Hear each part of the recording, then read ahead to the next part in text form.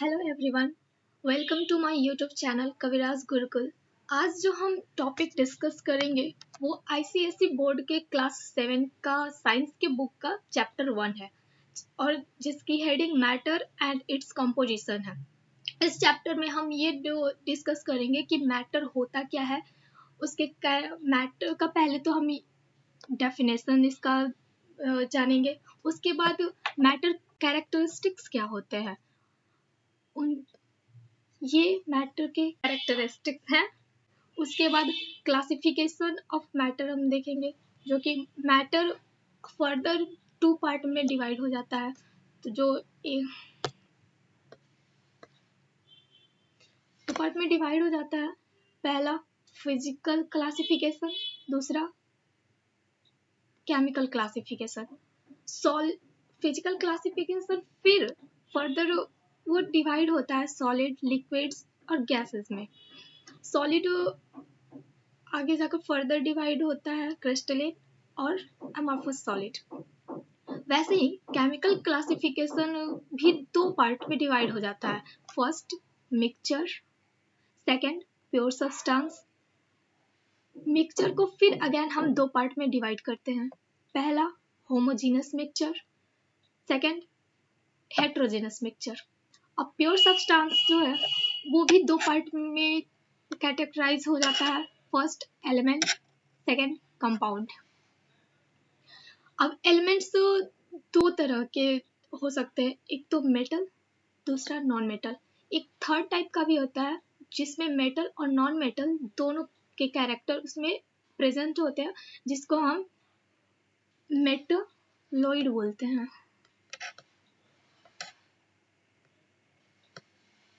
Metalloid, ठीक है। और कंपाउंड जो है वो फिर फर्दर इनऑर्गेनिक कंपाउंड और ऑर्गेनिक कंपाउंड में डिवाइड होता है। उसके बाद जो टॉपिक हम डिस्कस करेंगे वो होगा difference between physical state of matter. Physical state के जो ये 3 है, सॉलिड, लिक्विड, गैस, इन तीनों के बीच का डिफरेंस हम पता करेंगे कि ऐसा क्या है जो इन तीनों को अलग अलग एक अलग आइडेंटिटी प्रोवाइड करता है। उसके बाद interconversion of 3 physical state of matter. ये जो सॉलिड, लिक्विड और गैस है, इनका एक दूसरे में इंटरकन्वर्जन मीन्स सॉलिड से लिक्विड, सॉलिड है कोई चीज उसको लिक्विड में कन्वर्ट करो, गैस, या फिर सॉलिड से डायरेक्ट गैस में, इस तरह से कैसे इसको हम कर सकते हैं।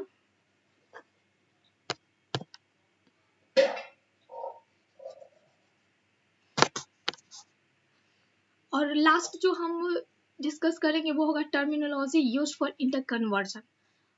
अभी जैसे मैं बताई कि सॉलिड से लिक्विड, लिक्विड से गैस, या फिर डायरेक्ट गैस टू सॉलिड या सॉलिड टू गैस, ऐसे हम जैसे मान लीजिए सॉलिड है कोई, उसको लिक्विड में कन्वर्ट करेंगे तो उसके लिए जो कन्वर्जन का प्रोसेस है उस प्रोसेस को एक टर्म, एक नाम दिया जाता है। तो क्या होगा वो, या फिर सॉलिड से लिक्विड गया या लिक्विड से सॉलिड आ जाए। अब सॉलिड है तो वो लिक्विड में ना कन्वर्ट होकर डायरेक्ट गैस में कन्वर्ट हो जाए, और कोई गैस है तो वो डायरेक्ट सॉलिड में कन्वर्ट हो जाए। ऐसे ही अब लिक्विड से गैस में भी कन्वर्ट हो सकता है। तो यही कन्वर्जन के जो एक दूसरे में कन्वर्ट हो रहे हैं, अपने स्टेट्स को चेंज कर रहे हैं, तो इसके लिए टर्म जो यूज करेंगे उसको भी हम इस चैप्टर में डिस्कस करेंगे। तो नेक्स्ट चलते हैं हम अपने हाँ, तो पहले तो जानते हैं हम कि मैटर आखिर होता क्या है।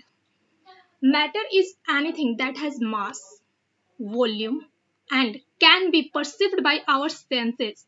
हमारे 5 सेंस ऑर्गन्स होते हैं, उनके द्वारा कोई भी ऐसा चीज, कोई भी वस्तु जिसे हम जो स्थान घेरे, वॉल्यूम का मतलब हो गया कि जो स्थान घेरे, कहीं रखते हैं तो वो एक स्पेसिफिक प्लेस को ऑक्यूपाई करता हो, तो वो होता है वॉल्यूम। मास, उसमें कितना क्वांटिटी है मैटर का, वो मास रिप्रेजेंट करता है। अब वो एयर को ले ले तो एयर को ना हम देख सकते हैं और ना ही उसे टच कर पाएंगे, मतलब देख भी नहीं सकते, और एयर वॉल्यूम तो घेरता है, उसके पास भी मास होते हैं, लेकिन उसको हम फील कैसे करते हैं, और सेंस ऑर्गन्स जो है उसके थ्रू ही। फिर मैटर जो है वो छोटे छोटे particles, made up of particles called atoms, जिसको छोटे पार्टिकल्स से बहुत ही टीनी पार्टिकल्स होते हैं, उससे मिलकर मैटर बनता है, तो जिसको नाम दिया गया है एटम्स। एग्जाम्पल के लिए air, table clothes, chair et cetera. अब चेयर कोई भी हो, चाहे वो वुड का बना हुआ हो, मीन्स लकड़ी का, या फिर प्लास्टिक का बना हुआ हो, या फिर खुद यहाँ पर चिल्ड्रन के पिक्चर्स लिए, कोई भी ह्यूमन बॉडी भी, वो भी एक तरह से मैटर ही है। अब देखते हैं कैरेक्टरिस्टिक्स ऑफ मैटर। मैटर का जो हम यहाँ पर इसके प्रीवियस स्लाइड में देखे, मास, वॉल्यूम और सेंस, अब डिस्कस कर लेते हैं कि मास एग्जैक्टली होता क्या है। तो ये कैरेक्टरिस्टिक्स है मैटर के।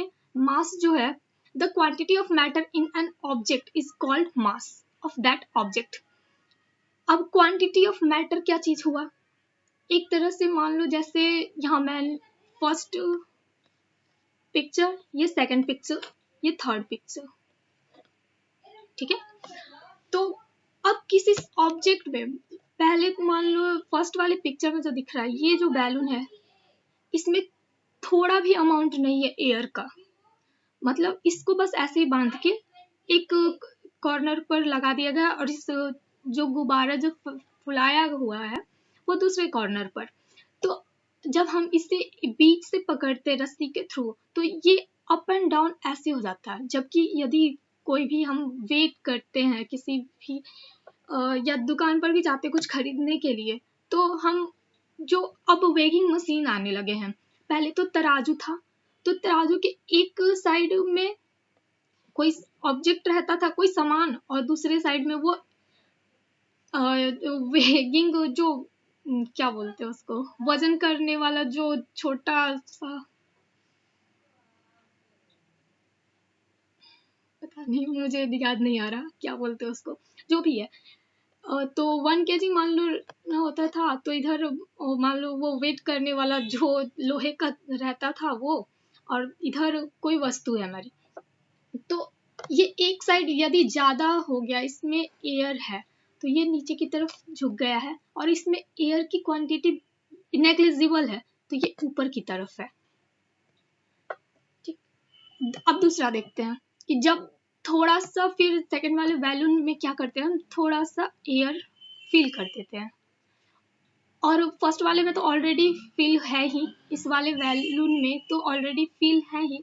अभी भी ये वाला बैलून जो है यही नीचे है, और ये बैलून ऊपर के साइड में अपवर्ड डायरेक्शन में उठा हुआ है। और यदि थर्ड पिक्चर को हम देखें, तो दोनों इक्वल अमाउंट में एयर भी हैं, दोनों एक ही साइज के हो गए हैं, और ये जो इनका मापने वाला, ये जो जिस भी स्ट्रिंग से ये बंधा हुआ है, वो भी एकदम पैरेलल झुका हुआ नहीं है, एकदम स्ट्रेट लाइन में है ये प्रेजेंट यहाँ पे। तो वही कह रहे हैं कि मास जो है, the quantity of matter is an object in an object is called mass of that object. तो अब ये बैलून जो है, ये वाला, ये जो बैलून है, इसका यदि मास और इसका मास कंपेयर करेंगे, तो किसका बोलेंगे ज्यादा है? डेफिनेटली इसका मास ज्यादा है ना? इसका मास ज्यादा है, क्योंकि इसमें क्वांटिटी ज्यादा है एयर की। बैलून एयर की क्वांटिटी इसमें ज्यादा है, तो वही कह रहे हैं क्वांटिटी ऑफ मैटर। मैटर की क्वांटिटी जिसमें ज्यादा होगी, उसका मास उतना ही ज्यादा होगा। अब वेट देखते हैं। काफी बार कंफ्यूजन होता है, मास और वेट एक ही होते हैं, ऐसा कई बार हो जाता है कि हम लोग पहले जब मैं भी छोटी थी, तो मैं भी यही समझती थी कि मास और वेट में ज्यादा कुछ डिफरेंस है नहीं, या एक ही चीज को बोला जाता है, मास कह लो, वेट कह लो, भार कह लो, या जो भी।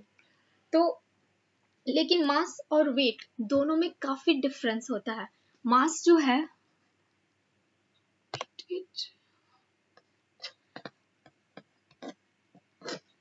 मास जो है वो क्वांटिटी रिप्रेजेंट करता है।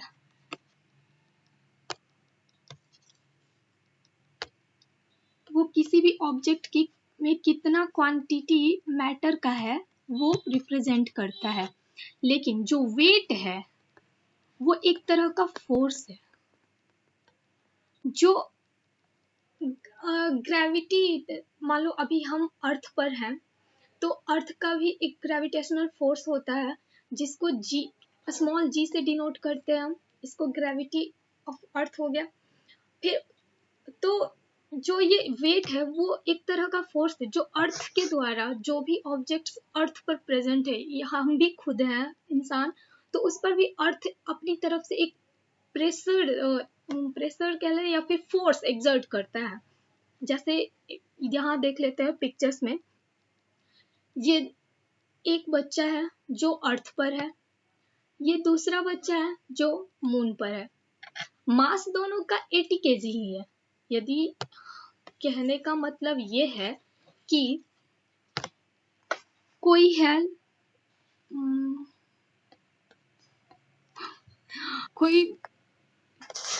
कोई ऑब्जेक्ट है, इसे हटाओ, ये क्या बना हुआ है, मतलब कोई ईंट का टुकड़ा ही है या जो भी है, ठीक। इसे हम यदि अर्थ पर देखेंगे, मास कभी चेंज नहीं होता है। एक बात हमेशा याद रखिएगा कि मास कभी भी चेंज नहीं होता है, वेट चेंज होते रहता है, वो कांस्टेंट क्वांटिटी नहीं होता है। तो कोई भी ऑब्जेक्ट जो है वो अर्थ पर अर्थ पर यदि होगा तो उसका वेट अलग होगा, और यदि वो दूसरे प्लेनेट पे चला गया लाइक मून, मार्स, जुपिटर, जो भी मतलब अर्थ को छोड़कर दूसरे वाले पर, तो उस वहां का वेट डिफरेंस हो जाएगा। सेम वही ऑब्जेक्ट रहेगा। यही लड़का मान लो यहाँ भी है बच्चा, ये बच्चा फिर मून पे गया, तो मास तो 80 केजी ही है, लेकिन इनका जो वेट है वो चेंज हो जा रहा है। अब ये चेंज कैसे होता है भाई, उसका भी मैं बताती हूँ चेंज कैसे होता है ये।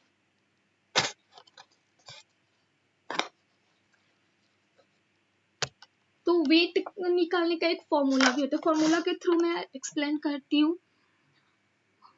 वेट को W से डिनोट करते हैं, ठीक। तो weight into mass into gravitational force. अब मास तो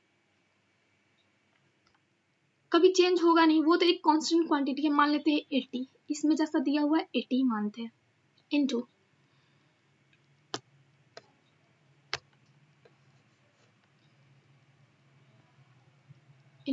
अब ये अर्थ के लिए अभी मैं बना रही हूँ, ठीक है, अर्थ पर।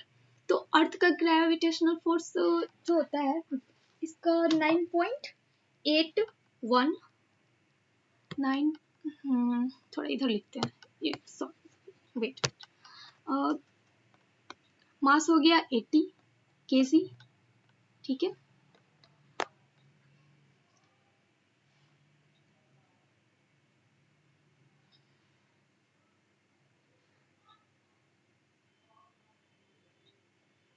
और इसका ग्रेविटेशनल फोर्स हो गया 9.8 मीटर पर सेकेंड स्क्वायर, ठीक है, पर सेकेंड स्क्वायर।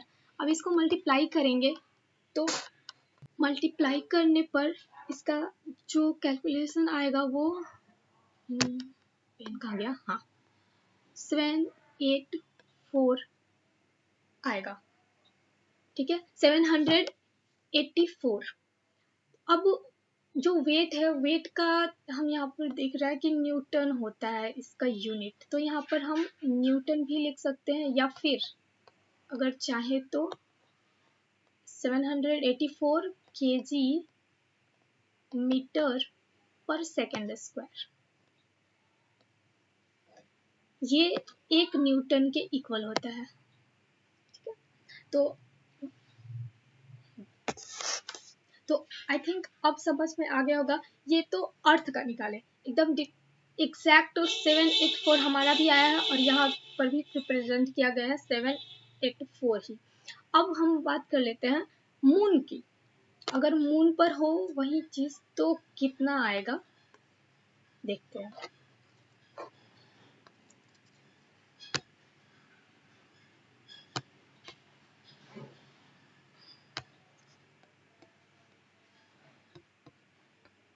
मून का जो के लिए जो जी का वैल्यू होता है वो होता है 1.62 मीटर पर सेकेंड स्क्वायर, ये मून का है। ओके, अब इसको मल्टीप्लाई करेंगे तो कितना आएगा, इसका आ रहा है 129.6 kg मीटर पर सेकेंड स्क्वायर, स्क्वायर ये ऑलरेडी है, या फिर 129.6